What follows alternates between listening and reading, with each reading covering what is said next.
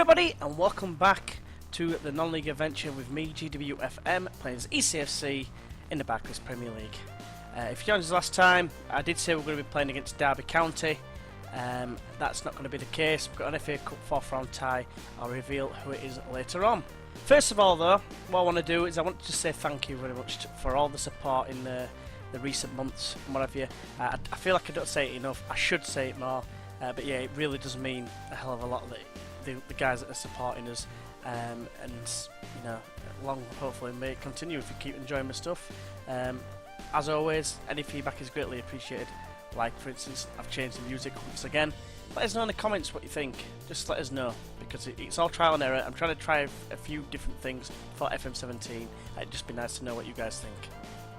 Right, we're going to go into the highlights now. I'm going to go through exactly what happened. So yeah, let's see how we got on. So against Liverpool, a disappointing game really, to be fair. A shocking performance from us. 3-1 down, and Brewer got a late consolation, and we never looked like doing anything. It's just more of the same. That was with the previous tactic that got us a victory against Watford, and we lost against Man City, of course. No, that was the tactic that we used against Man City, which obviously we lost, but we didn't play terribly. But after going 3-0 down, I just thought, well, I think it's no good, is it? I thought I'll try it for one more game. It was against West Bromwich Albion, and within 30 minutes, we were 3-0 down against West Brom. Now, I'm sorry, but I know no disrespect to West Brom, but that's the sort of thing I expect against someone like a Chelsea, Man United, or a Man City, not West Brom. I then changed it to a different system midway through the game, i.e. from that point 3-0 down. And miraculously, we got it back to 3-3. With 10 minutes or so to go, and we're thinking, come on, we can go on, we can push on and win this. And I was shouting and saying, demanding more and encouraging every opportunity. Unfortunately, we were undone by a Boljevic goal late on with a couple of minutes to go. It was pretty disappointing in the end, but it was a spirited comeback, and it left me thinking, oh, actually, I might be onto something here with this tactic. But it took us ages to sort out what I was doing with it. But because of that, we went to the Tottenham Hotspur game and managed to get ourselves a 2-0 win. Vukitic and an own goal getting us the win. I mean, we'll get onto the system later, exactly what we're using. But it was a very good performance. Tottenham didn't really have a sniff from what I remember. And some big performers. Bernard got an 8.7. Vukitic and Brewer both getting a 7.9 and 8 respectively. Townsend getting an 8 out of 10 despite not getting an assist or out. And then we're following that up with a 4-1 demolition at home to Charlton Athletic. It was 0-0, pretty tight game to start off with, and then just before half time, Townsend popped up with a goal, set us on his way, and then 8 minutes after half time, Mohamed doubled his lead. Vukitic and Overmars making it 4-1, 4 different scores as well, which is very nice to see. Angelina getting a late consolation for Charlton. Some big performances there. Roy Brewer with 9, 8.7 for Gonçalves, 8.4 for both Townsend and Mohamed. So everyone above a 7, apart from Castello, who was the only disappointing player in that game. We then went on to play Bradford City. And we beat them 3-1. We went 1-0 down. Put a couple of youngsters in this game. Overmars started, and so did Eric Andre Christensen, another youngster. They didn't do too bad, to be fair to them. They didn't have that bad performances. We had 7.1 and 6.9, but we were still losing it on the hour mark. I think it was the 58 minutes. I made 2 changes.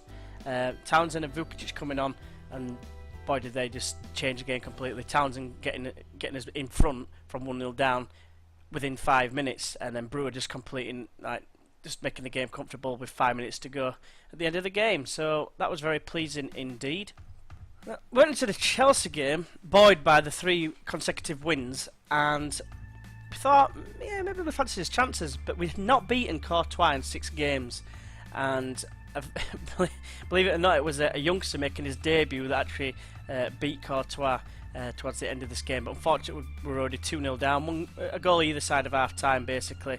We didn't really play particularly bad, but the main problem was that Bernard got a long-term injury. We'll get into the injuries later, and Brewer picked up a knock as well.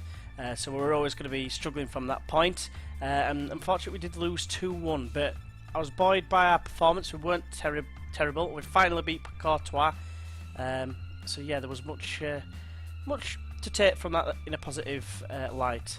Right, QPR, and you'll notice a new face there. He's the one who got both the goals. A new transfer costing us £10 million. He joined just before this game as a left midfielder that can play as a wider midfielder. It's kind of what the theme is of our new system. We'll get into that, as I said before, shortly. That's the reason he's been brought in. It's cost £10 million. Most of it is in instalments. But not only that, we did actually recall Pivarich from his loan at Blackburn. He'd been getting some games there and he's improved quite a lot. And I just thought, you know what, this new system is going to have 2 strikers. I need an extra striker because we were struggling. I think Brewer had picked up a knock as well in the last game, and we were a little bit shy. We haven't used Vukotic as a striker, which wasn't the immediate intention. Probably is going to be the case from now on though, because of the signing of Randon. But yeah, into this game, and it was pretty straightforward. Didn't really get a sniff, didn't Queen's Park Rangers, and again, no one below 7.2 rating, barring a substitute. So that was very pleasing indeed as well. Then we had a home game against Stoke, and it was a little bit of a shame this, but we found ourselves 1-0 down right on the stroke of half time thanks to a penalty given away by Martin, which I'm surprised didn't get a yellow card. He'd already got a knock to the face, and it's probably the first time I've seen it, but Brewer had a knock to the face as well, and then Julian Martin got another knock to the face when it came up with an orange injury marker in the top corner. Bit bizarre, so I don't know how many facial injuries you can actually have before you think you've got to go off. He's probably got his nose smashed over this way and then that way, and he'll have a nose like Steve Bruce. But the performance was very positive indeed again. And then finally, before today's live com, we had an away game against Sheffield Wednesday. If you remember, earlier on in the season we lost to them at home 2-1, and I was absolutely mortified by that because they'd just come up via the playoffs, I believe. So yeah, it was very disappointing to lose that game, but we made amends in this game. 5-0 with 4 different scorers. Pivarich getting his first goal for the club, much deserved as well, to be fair. He's been playing really well in his previous 2 games. Townsend picking up yet another goal, Vukotic getting 2, and that was all before half time, before Castillo got a late like one to make it even more comfortable. Not that we needed it.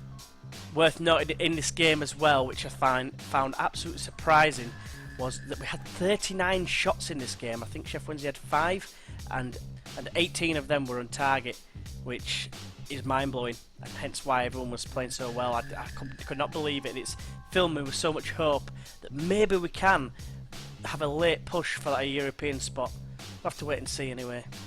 So Big Z got to 50 games in the league, and unfortunately that meant that we had to pay out £3 million as part of the deal when we signed him. That did detract from our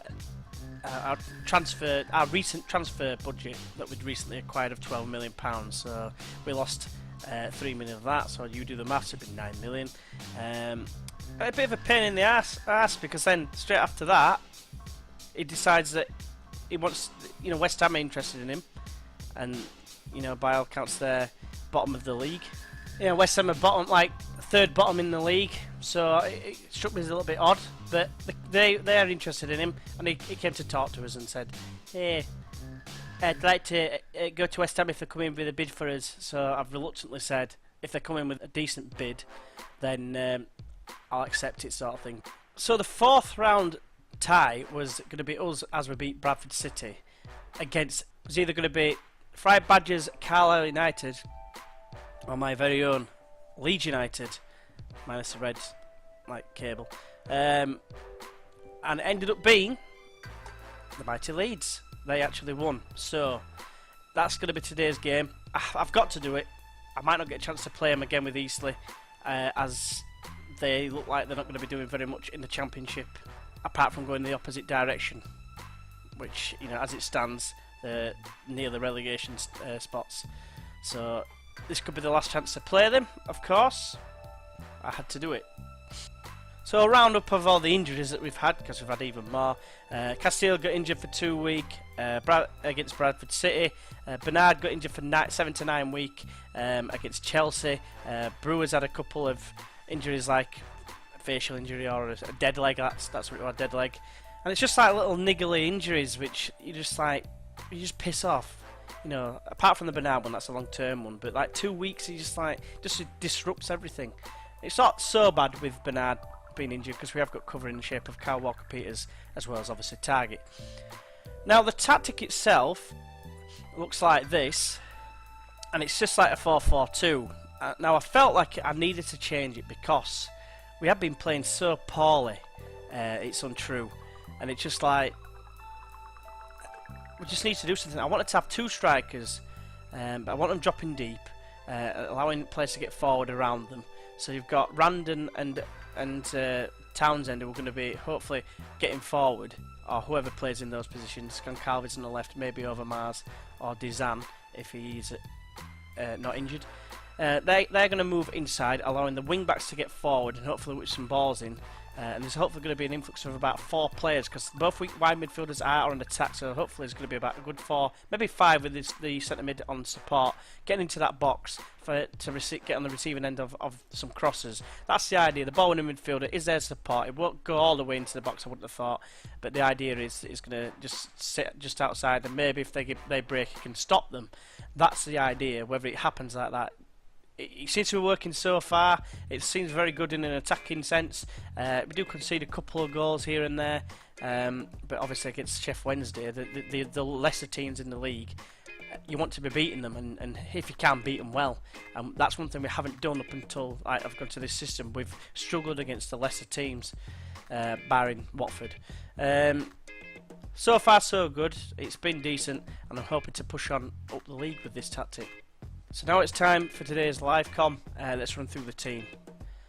So we're going to go with Big Z in goal. You might notice he's actually a sweeper keeper as well, which kind of helps because we've got a slightly higher defensive line and we've got the offside trap going on.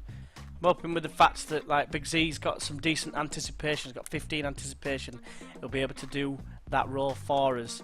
We'll just have to wait and see. It's a bit of a trial and error. It's not something I use very often, isn't sweeper keeper, but I'm trying this time.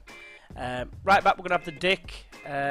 Left back, Target, with Martins and Martin in the central defensive positions.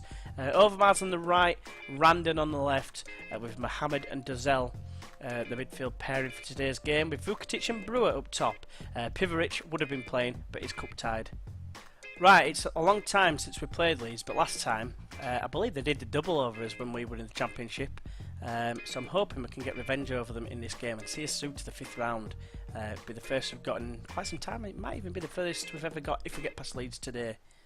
Today's Emirates FA Cup 4th round tie is brought to you live from the Easter Stadium. It's Eastleigh FC against Leeds United FC. Right, so Easter get the game underway. They're going from left to right in the blue shirts. Let's get a result, boys. Come on. Vukotic with a decent ball wide to Target. Ball pass. Right, so we've got a highlight here, and the Dick's got it. Squares it for Mohamed. He's been exceptional this season. Delightful ball to the Dick. The Dick now. Can he whip it in? He can. Brewery's there. It's 1-0. Come on. I feel a bit strange cheering against Leeds, but I've got to do. It's potentially his last season. We need, there's a slight chance of some silverware here, but it all depends, doesn't it? What we need the luck of the draw, but the Dick got it here. Delightful crossing, and Brewer just peeled away from his man, and the keeper really maybe could have been doing better. But never mind, it's 1-0. Right, Vukotic has picked up a knock, but I'm going to keep him on for now. It's only a bruised shin. I can stop being soft and just keep playing as he finds Brewer now. Brewer trying to come forward. Finney with a good tackle, and then slides in a Vukotic as well. Mohamed loses that to Hepburn Murphy as well. Looks like Leeds are up for it, but Randon's got the loose ball and plays it down the line for Vukotic. Vukotic now moved into the channel. Finds Overmars at the back post. That's his first ever goal for Eastleigh. No, sorry, it's his second goal for Eastleigh. I stand corrected. I've forgotten when he scored his last goal, but never mind. But great finish. As Just Mike Players likes to say, back post OP. And what was that header from the defender? That attempted header. I mean, that header was like Leeds' real life defence before Janssen and Bartley. But now it's Leeds on a potential attack. Finney trying to find Bibbo. Martin just gets there, and that's a poor ball straight to Willock. Willick now finds Power. It's a great name. Bibbo. Looking for options. Is morphed through 2 men. Is he going to go himself? Contender for goal of the decade. Because apparently can morph through players. He's like an alien. He's Doug Bibbo. But you know what? It's a good finish in the end. I mean, look there. He clearly was inside that man, which is a very strange sentence to say. And then again, felt like he was inside him again. But yeah, great finish to be fair to him. He's got 16 finishing. They've had a look at him. Right, the Dick with a free kick. Whips it towards the back post. It's headed away by Byron. Not Sam Byron, Byron. Sorry, regen. Great ball to Randon, and Randon is there. The new signing coming up with another goal for us. Not really much cheering though. Seemed a bit odd. But the Dick now has time. Finds Randon. Unmarked at the back post. Suspicions of offside, but I'm not going to complain. And then he morphs through Vukotic. But the Dick's having a good game again. Got 2 assists. Dozel is found with a long throw and plays it forward to Brewer. Brewer now plays a long ball and Overmars will get on the end of it as well. Can he cross it in? He can. Vukotic with a shot. It's blocked. Randon crosses back in. Vukotic goes up for it again. Mohamed heads down for Dozel. Have a go, son. He does. It's miles wide. Dozel has been a little bit poor since the change though, because he doesn't quite fit the system. He's okay as a central midfielder, definitely not as a ball-winning midfielder. He's only got a tackling of 9 or something. But yeah, it's a bit of a shame. There is sometimes like casualties in terms of form, if that even makes sense. But Lellan finds Crow, the goalkeeper, kicks it long towards Willett, but the Dick wins the header. Now Dozel finds Mohamed, chips over for Randon. Randon somehow brings it down. I don't know how. Looks a bit odd. Crosses in. Vukotic is there, comes out to target. Have a go. He crosses back post and Brewer scores. And this is exactly how good this tactic has been. Against Sheff Wednesday, it was exactly the same. 4-1. Chance of conceding goals, as you can see. Although it did look like a moment of brilliance, like Ryan Giggs-esque in the FA Cup 18 years ago? 99 season, right? 98-99 season. But yeah, great finish. Now it's half time, and I'm just going to say, don't get complacent. I know it's 4-1, but I've seen it happen before. You get comfortable, you think you're pissing it, and all of a sudden it's come out of there. And you can see there, even Big Z's at the minute, he's looking complacent at the top of the list. So that's all I'm going to do. I'm just going to say that for now. Right, so into the second half, Leeds are going to get us back underway. Going from left to right, they need a big performance now. Bibbo's got it. He's up against 2, gets robbed of the ball between the Dick and Overmars. But he's giving it away as the Dick, and now Byron has it in the middle of the park. Knocks it back to Power. Long ball towards Hepburn Murphy, and Martin's missed his header, and Hepburn Murphy punishes him. Not entirely sure what happened there. I heard a sound effect for him heading the ball. So what the hell that header was, I've no idea. Shocking performance from Martin. Yeah, you can see it come over here. He does, he actually heads it down back to the keeper for some reason. Hepburn Murphy reads it like a porn magazine, and yeah, smashes it home. Giggity. Right, instant highlight from the kickoff. They said that Leeds wanted a big performance here, and it looks like they're going to get one. Mohamed finds Randon though. Delightful ball for Vukotic. Is it instant goal? In return it is! Come on, Vukotic! You've got a sore shin, but you don't care because you're scoring goals like that. Come on! Delightful ball here for Randon. First time as well. And then Vukotic just did the rest. Powered it past the keeper, who was just like... Michael Jackson-esque. Yeah, Julian Martin, 6.4. Shocking. Another highlight perhaps here. Target. Finds Randon down the line. Now it's Mohamed. Plays it towards Vukotic. Brings it down to Bill. Lays it off for Bruni. Hat-trick! He finds it. Oh, finds it. He gets it. 6-2. Roy Brewer with his 9th goal of the season, which is kind of disappointing tally at this moment in time. But I'm not going to complain. We're 6-2 up. And this is, like I said, the system is really effective here. Just a little bit defensively, not as solid as you'd want it to be. But individual error and a moment of brilliance. Can't really take it away from him. Right, Castello's going to come on for Vukotic because he's been injured. So he's going to finally get a rest. This is a very good game, to be fair. Ledesma's going to come on for Dozel. And you know what? I'm going to give Randon a rest as well. Why not? All three played very well. Right, Target with the throw. He finds Goncalves. He's just come on. Crossed in by Target. That's 7-2, and this is ridiculous. I never envisioned has been so powerful. I mean, I know Leeds are in the Championship, but we only beat Bradford 3-1. This is ridiculous. What a ball from target here. And I kind of feel a bit sad beating Leeds 7-2 at the minute. So sad I'm laughing. It should not be this easy. It's another throw. Target. Franz Castello crosses in towards the back post. Overmars will retrieve it, getting his first full start. Because he's going to play all the game now unless he gets injured or sent off. Willock has it. He plays it square to Power. He's on the other card. He finds Hepburn Murphy with a decent ball. That was Bibbo. Can he find him? There was a ball on for him there, but a few blue shirts have got back now, including Ledesma, who has robbed Bibbo of the ball. Now it's Mohamed. Forward ball to Castello. Goes back to Mohamed. Bit of a loose pass, but it's not too bad as he comes forward with it now. Dribbling forward. Chips it over for Brewer. Webster heads away. The captain. Ledesma finds Castello. Now it's Brewer. Strikes it well. It's 5 goals for Brewer. It's 8-2. 8-2 against the not so mighty Whites at the minute in this game. 5 goals for Brewer. It's the first time I think I've ever had a player get 5 goals on this Football Manager. What a goal that was. One touch. In fact, just first time shot. What a strike. No keeper stopping that one. And this is more like it. I can't get over it. And this is going to be it. 8-2. It's like the Man United Arsenal game of the year. That was absolutely exceptional. 8-2. I mean, yes, the 2 goals were conceded, but one were an error, individual error, and one was a worldie, basically. And I'm just going to say passionately, I'm very pleased with the result and the performance. A fairly good response, but look at that, 10 out of 10 for Brewer. 5 goals.